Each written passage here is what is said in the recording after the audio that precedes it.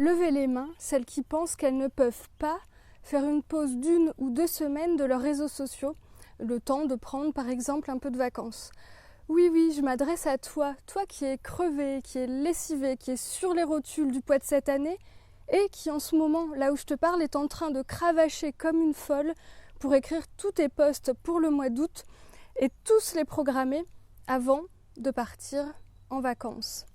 Est-ce que tu te reconnais ? Je te parle à toi aussi qui n'a pas le temps de programmer ses posts et probablement que tu es en train de culpabiliser à l'avance à l'idée de laisser un petit peu ton Instagram ou ton Facebook, entre guillemets, en friche vide.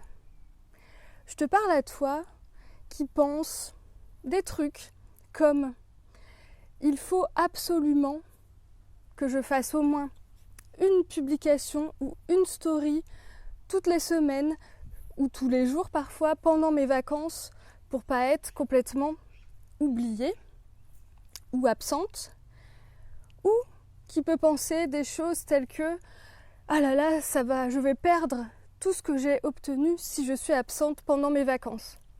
Bon, sache que tu n'es pas seule à penser ça, c'est des croyances, des peurs qui sont assez courantes. En revanche, est-ce que tu te rends compte que tu es en train de te mettre, comme on dit, la rate au courbouillon pour rien ? Est-ce que tu réalises que tu es en train de t'entourer d'une énergie, mais vraiment extrêmement négative, qui va probablement perdurer, être un petit peu flottante autour de toi toutes tes vacances et t'empêcher de déconnecter, voire même de récupérer pendant tes vacances.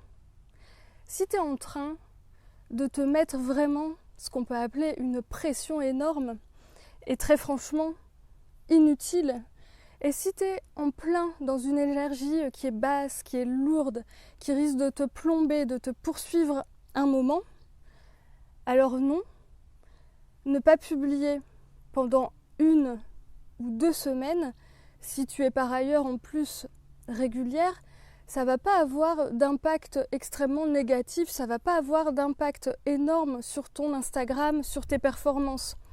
Non, ne pas être présente 1 ou 2 semaines sur ton Instagram ou sur ton Facebook, ça ne va pas compromettre tout ce que tu as pu faire jusque-là. Vraiment, je te le promets. Et si tu ne me crois pas, juste essaie. Essaie d'être absente 1 journée, 2 journées, 3 journées, 1 semaine. Tu vas voir que ça n'a pas tellement d'impact, d'autant plus que les gens en ce moment sont moins, on va dire, devant leur écran. Et ce que tu vas gagner en revanche à faire une vraie pause, y compris de tes réseaux sociaux, c'est tout simplement que tu vas te reposer. Du coup, tu vas revenir certainement pleine d'envie, tu vas prendre soin de ton énergie et tu vas permettre à ton cerveau de générer beaucoup plus d'idées, une tonne de créativité qu'il est peut-être un petit peu à court actuellement. Tu seras plus reposé, plus dans une énergie positive, plus créative pour ton retour. Et croire que tu dois absolument publier tout le temps sur les réseaux, c'est le genre de croyance finalement qui finit par te grignoter de l'énergie, te mettre dans des dispositions assez négatives au moment d'écrire tes posts. En un mot, ça finit par peser négativement sur ton business.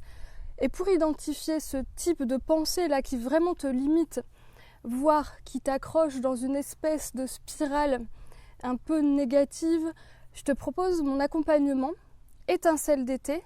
C'est une séance individuelle où vraiment tu vas travailler sur ton énergie, mettre ton mental au repos et prendre conscience de ce type de parasitage qu'on a tous et qui peut t'empêcher d'aller plus loin pour finalement t'en libérer.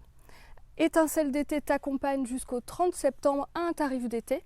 Toutes les informations sont sur mon site et sur le lien dans ma bio.